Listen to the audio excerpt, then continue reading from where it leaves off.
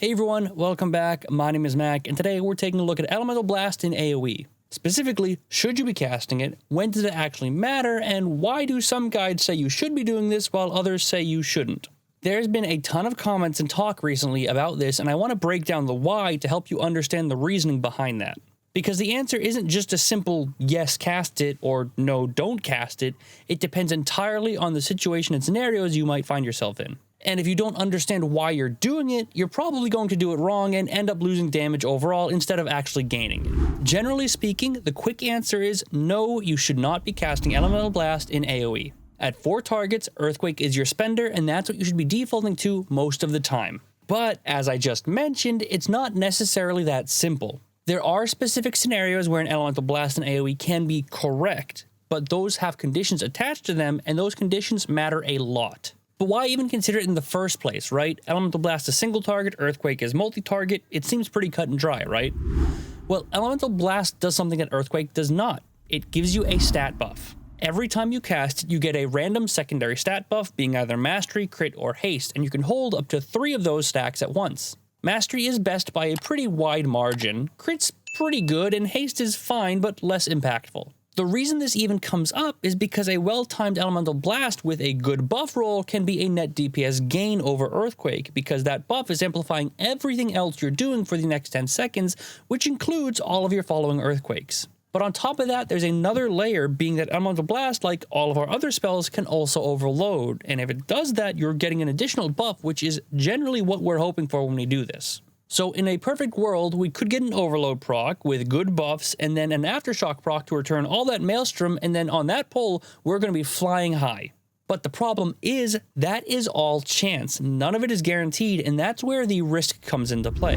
Before we get into the specific scenarios about where Elemental Blast might be useful, there are 2 main things you need to think about every single time before you consider pressing Elemental Blast in AoE. Firstly, and most importantly, will hitting this button cost you momentum? I talked about this in the video where I went over increasing your DPS outside of your cooldown window, where you pool Maelstrom between pulls to help jumpstart your damage when you get into a next pack. Elemental Blast costs significantly more Maelstrom than Earthquake. It is a hard cast, and if the situation goes wrong, whether that be a bad buff, no overload, or no aftershock proc, you could be heading into the next pack pretty much starting from 0. This would effectively negate any actual bonus you would get from casting Elemental Blast, and now you're just starting with 0 Maelstrom with pretty much nothing in the chamber.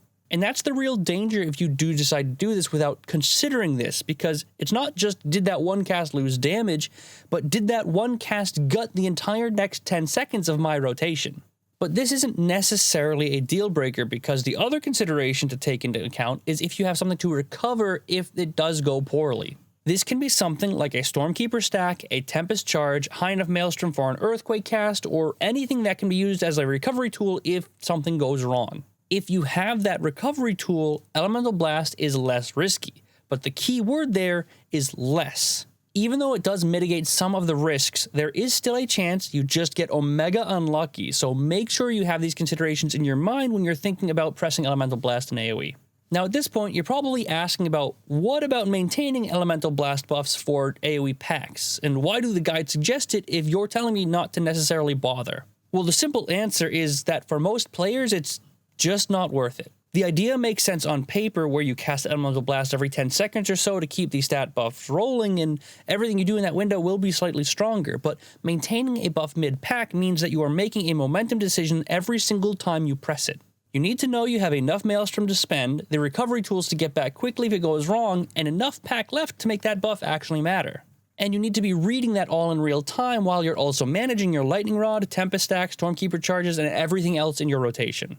If you get this wrong, you've gone ahead and stalled your rotation mid-pull, and you're likely going to be crawling into the next pack with nothing left in your tank. So unless you are genuinely comfortable with the class and confident you can do this without griefing your momentum, I do suggest you leave it alone for now. This is an advanced technique meant for min-maxing output, and I do mean min-maxing output.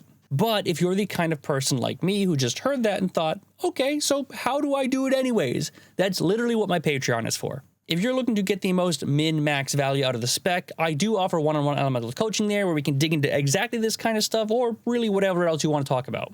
Links in the description below if you're interested. But with that out of the way, let's talk about the one situation where I actually think you should be casting Elemental Blast in AoE, which is right before your Ascendance. This is the scenario where Elemental Blast in AoE can be a decent damage gain, and it comes back to those initial considerations, but the math works out just a little bit differently here. When you hit Ascendance, it instantly generates a substantial amount of Maelstrom on activation. This means the Maelstrom you spent on the pre-Ascendance Elemental Blast effectively gets replaced almost immediately. That momentum risk that makes mid-pack casting so dangerous is mostly gone because Ascendance hands you the resources right back. The buff you roll still ends up mattering because you're still technically gambling on Mastery Crit or Haste, but the key difference here is that if you get a bad roll, you're not stuck at 0.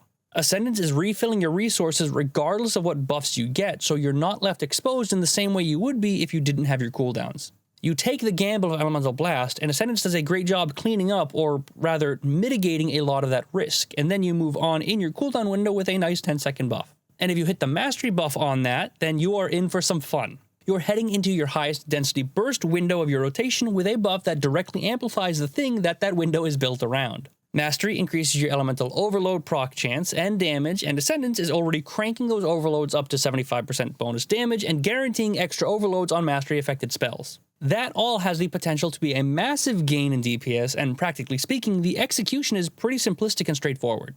You're already pooling around 100 Maelstrom before you jump into a next pack anyway, so that's kind of your standard, so you're not changing much. Instead of just sitting on it and waiting to hit that button, you Stormkeeper, send that Elemental Blast, and regardless of whatever buff you might get, hit Ascendance and just let it flood you back with Maelstrom. From there, you just play out the cooldown window as you would normally expect, except now you're doing all of that with a stat buff propped up underneath it.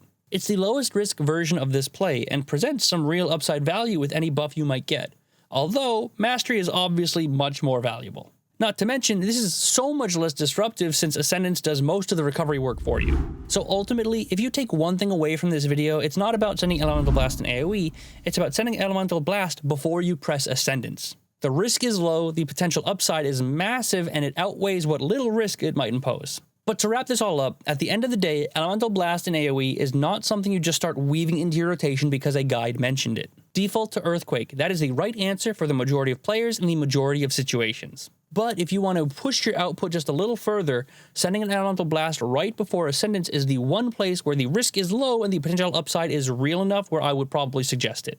Everything else aside from that specific situation requires a level of class comfort and momentum awareness that honestly takes a long time to develop, and until you're there, it's just not worth the risk. But that's all I have for today, so if this video helped clear things up, I would really appreciate it if you liked and subscribed. It really does go a long way to helping the channel. Also, I've been streaming over on Twitch every Tuesday and Thursday, 8 p.m. Eastern, so if you want to hang out, ask questions, or just watch me do raid or keys, feel free to stop by and hang out. And if you want to support the channel a bit more directly, I do have a Patreon link down below where I offer elemental coaching and additional content, along with a Discord where you can talk about the spec, ask questions, or just hang out with the community. But yeah, that's all I got for this one, so thank you all very much for watching. I hope you enjoyed, and as always, I will see you in the next one.